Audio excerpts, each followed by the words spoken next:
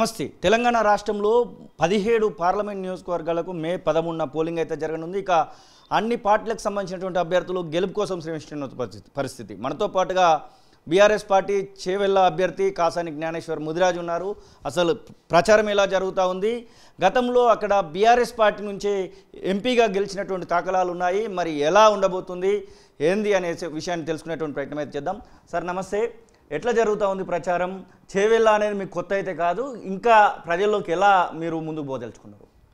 ముందుగా మీడియా మిత్రులకు మీకు నమస్కారాలు. ఎలక్షన్ అనేది తెలియదు కాదు, ఇది ఒక జాతర లాంటిది. నిత్యము ప్రజలలో ఉండే వ్యక్తులకి ఇది కూడా ఓ ప్రాసెసే.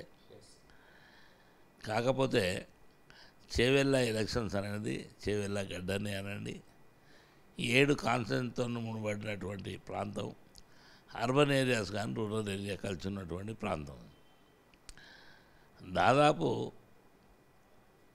70-80% ఓట్లు ఒకవైపు, 20-30% ఓట్లు ఒకవైపు. ఓవరాల్గా ఏది చూసినా బీఆర్ఎస్ ప్రభుత్వం కె చంద్రశేఖరరావు గారు ఏం పని చేసిండు 10 సంవత్సరాలు, దాన్ని బేరీ చేసుకుంటారు ప్రజలు. అదేవిధంగా 4 నెలల నుండి కాంగ్రెస్ ప్రభుత్వం వచ్చినాక ఏం వాగ్దానాలు చేసిండు, ఏం చేస్తున్నారు, ఈ రెండింటి మీద ప్రజలు ఓటర్ మహాశయులు బేరీ చేసుకుంటున్నారు. మా వరకు వస్తే 10 సంవత్సరాల లోపల కె చంద్రశేఖరరావు గారు చేసినటువంటి అభివృద్ధి పని ఎవరు మరవలేరు. ఇలాంటి సందర్భం చాలా వచ్చినాయి. వచ్చినప్పుడు ఇలాంటి ఎండలు తీవ్రంగా ఉన్నటువంటి సందర్భాలు కూడా ఉన్నాయి. అప్పుడు కూడా ఒక నిమిషము వెయిట్ చేయకుండా మిషన్ భగీరథను పెట్టి ప్రతి ఇంటింటికి మంచినీళ్ళు అందించినటువంటి దాఖలాలు కోకలు మీకు తెలుసు. మరి ఈరోజు 10 సంవత్సరాల కాలం చేసిన తర్వాత ఇమ్మీడియట్గా కట్కబాన్ చేసినట్టు నీళ్ళు రావడం 2 నెలలకు 2 రోజులకు 3 రోజులకు నీళ్ళు ఇస్తున్నారు. అది కూడా స్వచ్ఛమైన నీళ్ళు ఇస్తలేరు, బురద వస్తున్నది. మీరు బాగా చూసినట్టయితే 3-4 రోజులు చెత్త నూకడం లేదు రోడ్ల మీద. విచిత్రం ఇది. ఎందుకంటే ఎంప్లాయీస్ ఉన్నారు, ఎంప్లాయ్మెంట్ పని చేస్తున్నాము, జీతాలు ఇస్తున్నాము, మరి వాళ్ళని తీసేసినామా ఉంచినామా అంటే ఈ మానిటర్ ఏమైంది అనేది. ఇప్పుడు ప్రభుత్వం నడిపే విధానము ఇది కాదు, నిరంతర ప్రక్రియ. అది ఎవరి పనులు వాళ్ళు చేయాలి.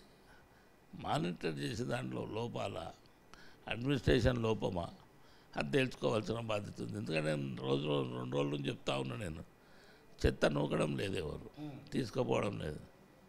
అంటే నేనేమంటున్నా అంటే ఏది బాగున్నదంటే మీరు బేరీ చేసుకోవాలని అంటున్నాను నేను. ఇప్పుడు ప్రజలు ఓట్లు వేస్తున్నారు, ఓట్లు వేసే వాళ్ళకు రోజు పొద్దున ఏం కనబడుతుందని తేలాలి మనకు. ఇదే సందర్భంలో మహేశ్వరము, షేర్లింగంపల్లికి సంబంధించినటువంటి రాజేంద్ర నగర్కి సంబంధించినటువంటి ఎమ్మెల్యే అభ్యర్థులుగా మీరే గత ఎమ్మెల్యే ఎలక్షన్స్లో గెలిచినటువంటి సందర్భం కనబడుతూ ఉంది. ముఖ్యంగా చేవెళ్ళ లోకల్ కూడా మీకు సంబంధించినటువంటి ఎమ్మెల్యే అభ్యర్థి గెలిచినటువంటి దాఖలాలు అయితే కనబడుతూ ఉన్నాయి. 4 ఎమ్మెల్యేస్ బీఆర్ఎస్ వాళ్ళు గెలిచారు. మహేశ్వరం, షేర్లింగంపల్లి, రాజేంద్ర నగర్, చేవెళ్ళ. నేను అదే చెప్తున్నా, వాళ్ళు మొత్తుకున్నా అసలు ఎంప్లాయీస్ పని చేయకపోతే ఏం చేస్తారు చెప్పండి. మా దగ్గర మాత్రం ఇంటి ముంగట చూడండి మీరు.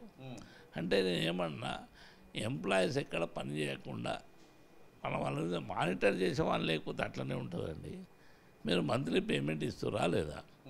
ఇస్తున్నప్పుడు ఇవి ఎందుకు చేస్తలేదు? మా ఎమ్మెల్యేలు గెలిచిన మాట వాస్తవం, మా ఎమ్మెల్యేలు మొత్తుకుంటారు. ఎమ్మెల్యేలు గెలిచి ఉన్నారు కదా, ఇప్పుడు చేవెళ్ళ పార్లమెంట్ గెలవడానికి మీకు అది ఎలా ఉపయోగపడేటువంటి అవకాశం కనబడతా ఉందని నేనేమంటున్నా, అందుకని చెప్తున్నా. ఎక్కువ శాతం ఉన్నటువంటి ఓట్లు ఆల్రెడీ బీఆర్ఎస్ గెలిచున్నది కనుక తక్కువ శాతం ఉన్నటువంటి ఓట్ల దగ్గర గ్రామాలలో రైతు బంధు కానీ, పింఛన్స్ కానీ, వ్యవసాయదారులకు రుణమాఫీ కానీ, నేను రాగానే 9వ తారీఖు మీకు ఇచ్చేస్తానని చెప్పడము, మీరు అప్పు తీసుకొని మేము ఇచ్చేస్తామని చెప్పడము, ఇవన్నీ కోకలు ఉన్నాయి కనుక చాలా ప్రజలు ఆగ్రహంతో ఉన్నారు. ఎట్టి పరిస్థితుల్లో కేసీఆర్కి ఈసారి కారు గుర్తుపై ఓటేస్తాం, బీఆర్ఎస్ క్యాండిడేట్లను గెలిపిస్తాం, అదేవిధంగా కేసీఆర్ అండగా ఉంటామనండి. జనము అంటే నువ్వు జనము వచ్చే విధానం లోపల కసిగా వచ్చే జనం ఉంటారు, ఉట్టిగా వచ్చే జనం. ఇలా ఎవరిని చూడండి, మీరు కసిగా వస్తారు కేసీఆర్ ఓటేస్తామని. కనుక మంచి జరగబోతుంది. బీఆర్ఎస్కు పెద్ద ఎత్తున ఓట్లు పడుతున్నాయి. నిశ్శబ్ద విప్లవం కాకుండా బహిర్గత విప్లవం రాబోతుంది. కనుక పెద్ద ఎత్తున బీఆర్ఎస్ క్యాండిడేట్లు గెలవబోతున్నారు. ఇక చెవేళ్ళ ప్రాంతానికి వస్తే నేను కూడా జిల్లా పరిషత్ చైర్మన్గా 2001 నుంచి 6 వరకు పనిచేసిన. మేము చేసినటువంటి పనులు కూడా మీ కళ్ళ ముంగటే ఉన్నాయి. ఇప్పుడు ఎక్కడనో లేదు. రంజిత్ రెడ్డి గారు ఇందులోకి వెళ్ళి కాంగ్రెస్ పోయిండు, ఎందుకు పోయిండో ఏం సంగతో ఆయనకే తెలాలి దొరకు. దాని మీద కూడా కార్యకర్త చాలా ఆగ్రహంగా ఉన్నారు ఆయన మీద. మీరు చూస్తున్నారు, ఎక్కడికక్కడ నిలబెట్టి అడుగుతున్నారు. అదే కాకుండా కొండ విశ్వేశ్వరరెడ్డి ఆయన పరిస్థితి, బీజేపీ పరిస్థితి మీకు కూడా తెలుసు. మేము ఏమంటున్నామంటే ముగ్గురం కూడా రైట్ ఆర్ రాంగ్ బీఆర్ఎస్ నుంచి టీఆర్ఎస్ నుంచి ఇక్కడనే పోటీ చేసిన వాళ్ళు ముగ్గురం కూడా. ఇప్పుడు కొండ విశ్వేశ్వరరెడ్డి టీఆర్ఎస్లోకి వెళ్ళి వచ్చాను, కాంగ్రెస్ పోయాడు, బీజేపీ పోయాడు. రంజిత్ రెడ్డి బీఆర్ఎస్లోకి గెలిచాడు, మళ్ళా కాంగ్రెస్లోకి పోయాడు. కాసాని జ్ఞానేశ్వర్ ఇక్కడనే ఇప్పుడు పార్లమెంటు అధ్యక్షునిగా పోటీ చేస్తున్నా. కేసీఆర్ ఒక బీసీకి ఇవ్వాలన్న ఉద్దేశంతో. నా ప్రశ్న అదే ఉండబోతుంది. ఇప్పుడు అక్కడ మిగిలినటువంటి ప్రతిపక్ష పార్టీలకు సంబంధించినటువంటి ఇద్దరు అభ్యర్థులు కూడా ఓసీకి సంబంధించినటువంటి అభ్యర్థులు, మీరు అక్కడ బీసీగా కనబడతా ఉన్నారు. ఏమైనా బీసీ నినాదం ఏమైనా వర్కౌట్ కాబోతుందా? 80% ఉన్నటువంటి బీసీలు కాశీ జ్ఞానేశ్వర వైపు ఏమైనా చూడబోతున్నారు? అక్కడ 120 వాళ్ళు చూస్తున్నారు. ఇప్పుడే కాదు, చేవెళ్ళ పార్లమెంట్ వచ్చిన నుండి ముగ్గురు సామాజిక వర్గం ఉన్నటువంటి రెడ్డి కులస్తులు అక్కడ నిలబడడం జరిగింది. మొట్టమొదటిసారిగా ఒక బీసీకి బీఆర్ఎస్ పార్టీ కె చంద్రశేఖరరావు గారు టికెట్ ఇవ్వడం జరిగింది. నేను 93 కులాలను పెట్టిన, ఏకం చేసిన 96 కులాలతో పార్టీ పెట్టిన సబ్బండ వర్గాలు కాసాని జ్ఞానేశ్వర్ అండగా ఉంటుండ్రు. మీరు బాగా గమనించాలి, 80% ఉన్నటువంటి ప్రజానీకం దాదాపు 16 లక్షల చిల్లర ఓట్లున్నాయి. కనుక ఎంటైర్ బీసీ సామాజిక వర్గంతో పాటు ముద్రాలు కానీ, మిగతా కులాలు కానీ, అగ్ర కులాల్లో ఉన్నటువంటి నా మిత్రులు కానీ, స్నేహితులు కానీ అందరూ కూడా పెద్ద ఎత్తున బీఆర్ఎస్కు గెలిపించబోతున్నారు. అది తథ్యం. పెద్ద మెజార్టీతో చెవెళ్ళగడ్డ బీఆర్ఎస్ జెండా ఎగరబోతుంది. ఎలా సపోర్ట్ చేస్తూ ఉన్నారు? నలుగురు సిట్టింగ్ ఎమ్మెల్యేలుగా ఉన్నటువంటి వాళ్ళలో నలుగురు ఎలా సపోర్ట్ చేస్తున్నారు? అలాగే అక్కడ పోటీ చేసి ఓడిపోయినటువంటి పైలట్ రోహిత్ రెడ్డి లాంటి వాళ్ళ సపోర్ట్ ఎలా ఉంది కాసాని జ్ఞానేశ్వర్కి? ఇక్కడ గెలిచిన వాళ్ళు కానీ ఓడిన ముగ్గురు కూడా నేను అదే చెప్తున్నాను. ఈ గెలిచిన వాళ్ళకంటే ఎక్కువ కసిగా వాళ్ళు ఉన్నారు. ఎట్టి పదిలో బీఆర్ఎస్ని గెలిపిస్తామని. కనుక ఇక్కడున్న గెలిచిన ఎమ్మెల్యేలు కానీ, మరి మాజీ మంత్రి సత్యనారాయణ రెడ్డి గారు కానీ, ప్రకాష్ గౌడ్ గారు కానీ, గాంధీ కానీ, అదేవిధంగా చేవెళ్ళ యాదయ్య కానీ అందరూ కూడా నేనేమంటే ఊహించని రీతిలో తిరుగుతాం. ఎక్కడికక్కడ వాళ్ళ సొంతంగా కాసాని జ్ఞానేశ్వర నిలబడ్డాడు అన్నట్టు వాళ్ళ పేరు కూడా పెట్టుకొని ఈ యొక్క కార్యక్రమం నడుస్తుంది. ఎందుకంటే అందరు కూడా కార్యకర్తలు కూడా ఒకసారి తప్పు జరిగిపోయింది, కేసీఆర్ ఓడిపోతాడని అనుకోలేదు. ఎమ్మెల్యేల మీద అక్కడక్కడ ప్రభావంతో అయింది. కానీ ఈసారి మాత్రం తప్పకుండా పార్లమెంట్కి ఎక్కువ సీట్లు బీఆర్ఎస్కు ఇవ్వడానికి ప్రజలు సంతోషంగా ఉండరు, ఆ కసితోనే ఉండరు. తప్పకుండా పార్లమెంట్లో బీఆర్ఎస్ వారిని కానీ, అదేవిధంగా లోకల్లో ఉన్నటువంటి చేవెళ్ళ ప్రాంతంలో ఉన్నటువంటి సమస్యలను కూడా మాట్లాడడానికి మాకు ఆశీర్వదించి పంపబోతున్నారు. అది తథ్యం.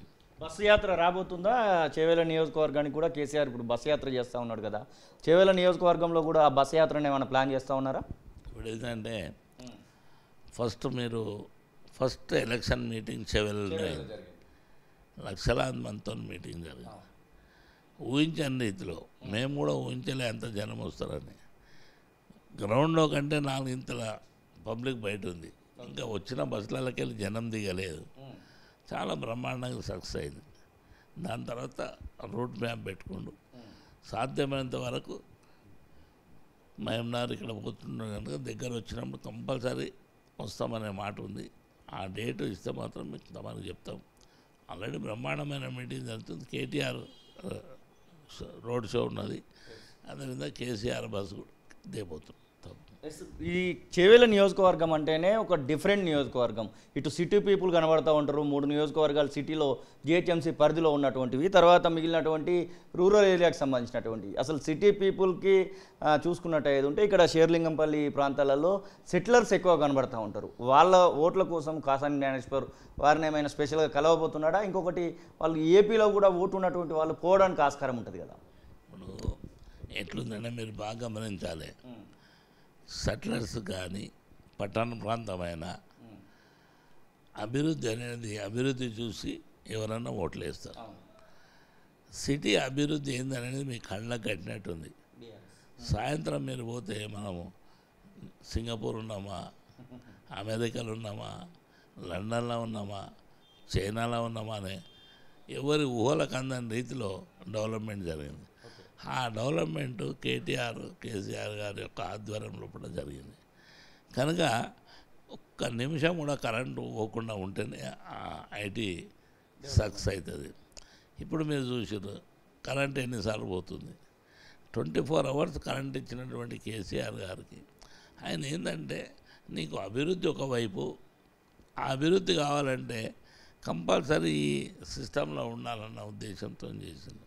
అంటే నీకు కరెంటు కనుక మనం 24 అవర్స్ ఇవ్వకపోతే, ఇప్పుడు మనం అనుబంధం అమెరికా కానీ మిగతా దేశాల నుంచి చేస్తున్నప్పుడు ఇక్కడ ఉదయం అవుతుంది, అక్కడ రాత్రి అవుతుంది. అందుకే మనం 24 అవర్స్ కరెంట్ ఉంటేనే ఈ యొక్క ఇష్యూస్, ముఖ్యంగా సాఫ్ట్వేర్ యూనిట్స్ అన్నీ పనిచేస్తాయి. లక్షలాది మంది ఈరోజు దాని మీద ఆధారపడి ఉన్నారు. ప్రతి ఇంట్లో చదువుకున్న పిల్లడు ఒక ఐటీ కంపెనీలో జాబ్ చేస్తున్నారు, లక్షలాది రూపాయలు సంపాదిస్తున్నారు. మరి కరెంటు గిట్ట ఇవ్వకపోతే కొత్త సంస్థలు రావడానికి ఆస్కారం ఉన్నటువంటి మన ప్రాంతాన్ని 24 కరెంట్ ఇవ్వవలసిన బాధ్యత ఉంది. ఇవ్వాలి, తప్పదు కాదు. కాకపోతే వీళ్ళు నిన్నటి వరకు జరిగినటువంటి ప్రభుత్వం, బీఆర్ఎస్ ప్రభుత్వం, మరి పోగానే తెల్లారి నుంచే కరెంటు పోవడం అనేది అది కరెక్ట్ కాదు. అది ఎందుకు చేస్తారో తెలియదు. ఎందుకంటే కరెంటు ఒకే రోజు ఎట్లా కట్ అవుతుందండి, అంచెలంచెలుగా మెనమెనన అవుతుంది. ఇవాళ టీఆర్ఎస్ అయిపోగానే తెల్లారి కరెంటు పోతుంది. కాంగ్రెస్ వచ్చిందని చెప్తున్నారు కరెంటు పోగానే. అలా కూడా మంచిది కాదు. మన పరిశ్రమలు రావాలి, అభివృద్ధి చెందాలి అంటే కరెంటు ఇవ్వవలసిన బాధ్యత ఉంది. ఇక అది పోతే మీరు బాగా గమనించినట్టు ఇంతకుముందు చెప్పారు, పట్టణ ప్రాంతంలో ఉన్నట్టు, పట్టణ ప్రాంతంలో హైయెస్ట్ మెజారిటీ సీట్లన్నీ ఇక్కడికి వెళ్ళి వచ్చినాయి బీఆర్ఎస్. ఎందుకు వచ్చినాయి? వీళ్ళు డెవలప్మెంట్ చేశారు, కొత్త పరిశ్రమలు వచ్చినాయి, ఐటీ కావాల్సినటువంటి అన్ని అంగులు కూడా ఒక్కరోజు కూడా జాప్యం చేయకుండా ఇచ్చినటువంటి దాఖలాలు ఉన్నాయి. కనుకనే బీఆర్ఎస్ గెలిచింది. ఇక రూరల్ ప్రాంతానికి వస్తే 3 ప్రాంతాలు కూడా, తాండూరు కానీ, వికారాబాద్ కానీ, చేవెళ్ళ మన పరి కానీ, వీటిలోపటి ఏంటంటే వ్యవసాయదారుల యొక్క పరిస్థితి. వ్యవసాయదారులు మీరు బాగా గమనించాలి. మొదలు రోణి కానీ అదే దాటగానే మురుగశిల వస్తుంది. రాగానే వ్యవసాయదారులు దుక్కి దున్నుకుంటూ వాళ్ళు రెడీగా ఉంటారు. అప్పుడే వాళ్ళకి పెట్టుబడి అవసరం. ఆ పెట్టుబడికి వేరే సాగుకారిని కానీ వేరే దగ్గర అప్పులు చేసుకోకుండా దూరదృష్టితోని రైతు బిడ్డ కనుక కేసీఆర్ గారు ఏం చేశారంటే, రైతుల మొంటు పెట్టుబడి ఉండాలని రైతు బంధు ఇచ్చింది. ఆ రైతు బంధుతో అందరూ సుభిక్షంగా ఎంత పంటలు అత్యధికంగా పండించే విధానం చేసినారు. ఇమ్మీడియట్గా దాన్ని కూడా మళ్ళీ బంద్ చేసినాను. నేను ఏమంటానంటే, మంచిని ఎప్పుడు బంద్ చేయదు, చెడు ఏదైనా ఉంటే వాయిదా అయ్యేది, మంచిని వాయిదా అయ్యేదు. అది మన సమాజానికి, మన రాష్ట్రానికి, దేశానికి నష్టం. కనుక వాళ్ళకి మళ్ళీ ఒకసారి చెప్తున్నాం, ఇమ్మీడియట్గా మీరు రైతు బంధు కానీ, రుణమాఫీ 2 లక్షలు కానీ, 9 తారీఖు డిసెంబర్ ఇస్తాను, మళ్ళీ ఇప్పుడు ఏమంటుండే ఆగస్ట్ అని. అది కరెక్ట్ కాదు. మీ ప్లాన్లు ఏదైతే చేసుకుంటారో అది తప్పు. ఫస్ట్ 1 మంత్లోనే ఫస్ట్ విడత ఎలక్షన్ వస్తాయి అనుకోరు. ఫస్ట్ విడత ఎలక్షన్స్ వస్తే మన పంచాయతీ వచ్చిపోతున్న అప్లికేషన్ సిస్టమ్ పెట్టిరు. ఆ కాలయాపన చేస్తే అవుతుంది. భగవంతుడు అనేవాడు అన్నీ చూస్తూ ఊకుంటాడా? వాళ్ళు ఏం చేశారు, ఎలక్షన్స్ 2 నెలలు పడ్డది. ఎప్పుడైతే 2 నెలలు వచ్చిందో ఇక వీళ్ళ 1 మంత్ సిస్టమ్ అది ఎక్కడ పోయిందో ఇప్పుడు కాగితాలని బీద ప్రజలు ఏంటంటే వచ్చి ఏదో ఆశాజీవులు మాకేమైనా న్యాయం జరుగుతుందేమో అప్లికేషన్ ఎక్కడ వేసినా గొంగడి అక్కడనే ఉంది. కనుక వీటిని వ్యవహారంలోకి తీసుకోకుండా ప్రజలందరూ కూడా కేసీఆర్ ప్రభుత్వం 10 సంవత్సరాలు బ్రహ్మాండంగా చేసింది, ఆయనకే మేము మళ్ళీ పట్టం కడతాము, మే 13 తారీఖు వచ్చే ఎలక్షన్స్ లోపల తప్పకుండా కారు గుర్తు మీద ఓటేసి మెజార్టీ సీట్లు బీఆర్ఎస్ గెలిచే విధంగా కేసీఆర్కు ధైర్యం చెప్పే విధంగా ఉంటుందనేది నా మాట. ఇది చేవెళ్ళ నియోజకవర్గ అభ్యర్థి కాసాని జ్ఞానేశ్వర్ ముదిరాజ్ చెప్తున్న మాటలు. ఖచ్చితంగా గెలుస్తాము, గెలిచి తీరుతాము అనేటువంటి ఆశాభావాన్ని అయితే వారు వ్యక్తం చేస్తున్నటువంటి పరిస్థితి. కెమెరా పర్సన్ సతీష్తో కలిసి శ్రీనివాస్ తొలివెలుగు, హైదరాబాద్.